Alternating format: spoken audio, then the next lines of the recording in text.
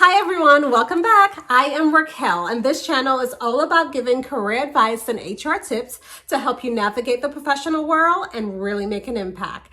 Today, we are talking about the ugly side of human resources. So a couple weeks ago, I did a video right here on YouTube about the top reasons why I love the field. So I've been working in human resources for over 10 years, and I talked about the things that keep me happy working in HR and all of that good stuff. But in that same video, I promised that I would be back to talk about the flip side of working in HR and I guess the ugly things about working in HR. So if you stumble upon this video because maybe you're thinking of starting a career in HR, or maybe you've had a recent bad experience with an HR person and you just want to hear from an HR person themselves, then this video is for you. So stay tuned and let's get started. So before we get into the first reason of why I don't necessarily love working in human resources, be sure that you subscribe to this channel by hitting the red subscribe button below. But just don't do that. Also, hit the notifications bell. That way you're notified every time I post a new video. So number one, and you've probably heard about this and, maybe the reason why a lot of HR people don't love working in human resources is that we have to terminate people.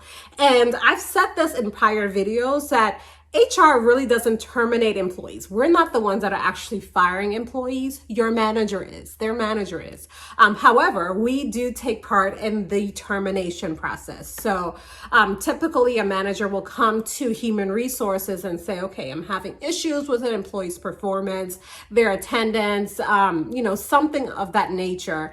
And they're coming to us for support and also making sure that they're doing the right thing and taking the right steps before writing somebody up or terminating them.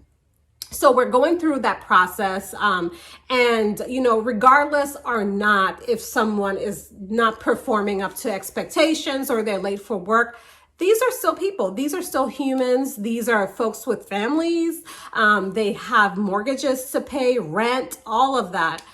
So, having a termination conversation or just being part of the process of letting someone go, it's not an easy thing.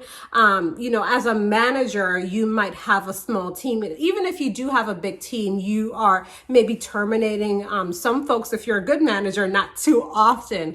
But if you work in HR, you're dealing with all managers or across the organization or in your support area. And so on a daily or a weekly basis, you're constantly getting pulled into different termination conversations. And at times, you're going to have to sit in the room or even if it's virtually, sit on a video conference and terminate someone. So that's one of the reasons why I don't necessarily love working in HR. Because losing a job can really affect someone emotionally, financially, just all of these things, especially if that person is the head of their household and their family and children are depending on them financially and just emotionally. So it's a hard thing, and that's something that HR people have to carry home with them a lot. Sometimes I come home and I'm drained, I'm tired, I'm just emotionally drained, and maybe it's because of other things, but a lot of the times it's because I've had to have difficult conversations and see employees be let go. And usually you get all the emotion when someone's leaving. It could be anger, it can be tears, sadness, all of that. So that's something that I don't enjoy, and I don't think that most HR people enjoy it. Reason number two. Most HR departments are severely short-staffed. So if you've ever tried to apply for an HR position on Indeed, Career Builder, or any other job board, you will see that there's not a ton of HR positions compared to maybe finance and operations and sales in a particular organization. So most companies, especially if it's smaller organizations, they may hire maybe a part-time HR person to begin with and then move up to one HR person, have that one HR person for a very long time until the business scales up. So even at very large organizations, HR unfortunately is looked at as an expense.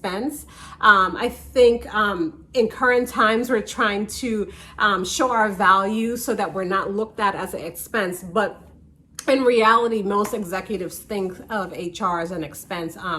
That's another story for another day. But in reality, most HR teams are short staffed, which puts a lot of pressure on the HR people that are there. We tend to kind of get it all, right? So even things that are not HR related. Oh, the bathroom door is broken. Oh, call HR. Oh, there's a dog in the parking lot. Call HR. And then we have to deal with the things that are in our job descriptions as well. So, it's difficult when you are working with limited amount of resources as far as people resources. You're pulled in different directions. And most HR people that I know of work pretty long hours because of that. So just something to consider if you are thinking to jump into HR. So number 3, and this is a pet peeve of mine, HR people sometimes can be blamed for everything, right? So we do get our share of recognition, but we get a lot of blame. So, even when sales numbers aren't where they are supposed to be, maybe the HR person can be blamed for not hiring people fast enough.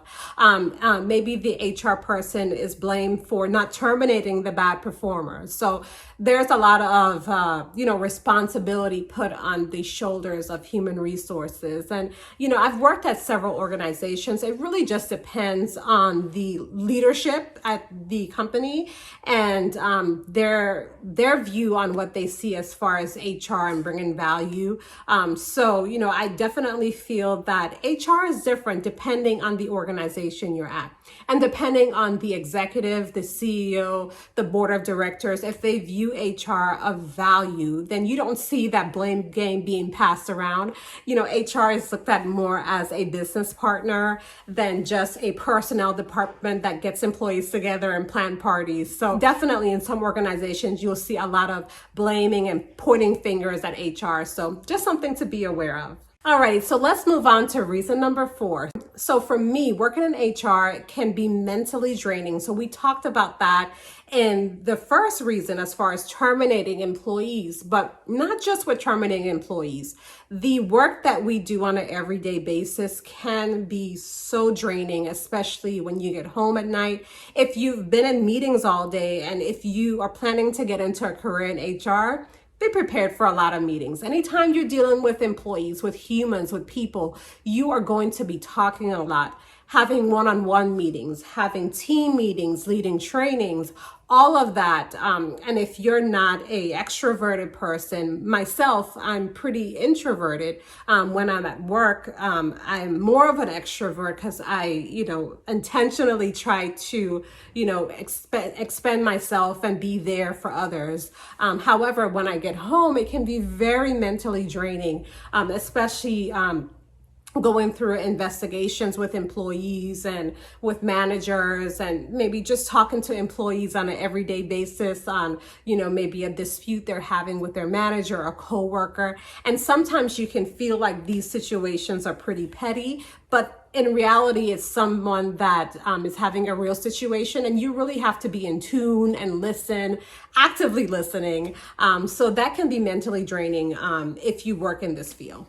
So another reason why I don't necessarily love working in HR, and I learned this pretty early in my career, is when there is bad leadership and bad managers, and especially if a company rewards that or really ignores it and doesn't do anything about it, it makes it hard for human resources to really be effective.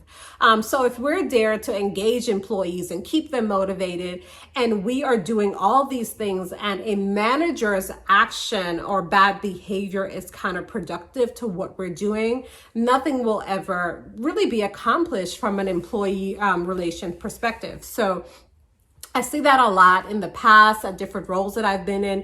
Even in my current organization, there will always be bad managers and bad leaders. But, I've learned that instead of complaining about that, the profession of HR has really invested into learning about leadership development and leadership training. And instead of saying bye-bye to those bad managers, just investing the time into training them so that in turn our jobs can be better. Alrighty, so there you go. Those are my top 5 reasons of why I don't necessarily love working in HR. However, don't get that mistaken. I do love my career. I love my job. But I think with every career, no matter what field you're in, there's going to be things that you don't necessarily love. And if you're going to talk about all the great things about your field, it's only fair to talk about the things that are not necessarily satisfying. So I hope you guys enjoyed this video. So if you're thinking of starting a career in HR, make sure you're subscribed to my channel. That way you don't miss any of my HR videos. Oh, and also be sure to click that notifications bell. Or if you know somebody that's thinking of starting a career in HR, please feel free to share this video. Anyways, thank you guys for watching and have an awesome day. Bye-bye.